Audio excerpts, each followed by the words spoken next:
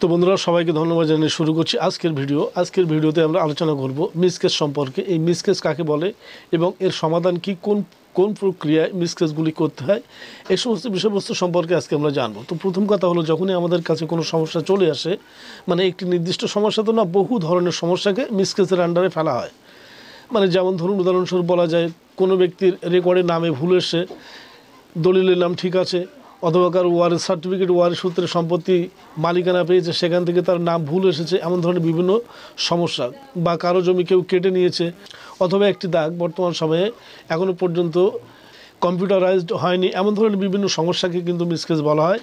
এগুলিকে সমাধানের একটি সুনির্দিষ্ট পথ রয়েছে, সেই পথ ধরে এগুলি কিন্তু এই সমস্ত সমস্যাগুলি ইজিলি সমাধান হয়ে যায়। এই কাজ পারপাস কিন্তু কোনো রকম পয়সা খরচা হয় না।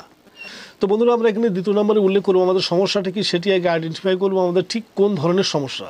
এই সমস্যাটি আমরা একটি দরখাস্তর মাধ্যমে লিখব। কাকে লিখব? বিএলআরওকে লেখার পরে সেখানে আমরা দুটি বিষয় পরিষ্কারভাবে উল্লেখ করবো। একটি হলো আমার সমস্যা কি এবং আমি কোন বিষয়টি চাচ্ছি। তো বন্ধুরা, এমন ধরনের ইনফরমেটিভ ভিডিও পেতে আমাদের চ্যানেলটিকে অবশ্যই সাবস্ক্রাইব করবেন। কোনো মন্তব্য থাকলে কমেন্ট করবেন, পাশে থাকা বেল নোটিফিকেশন অন করে দেবেন। যদি ভিডিওটি ইনফরমেটিভ মনে হয় অবশ্যই একটি লাইক দিয়ে যাবেন।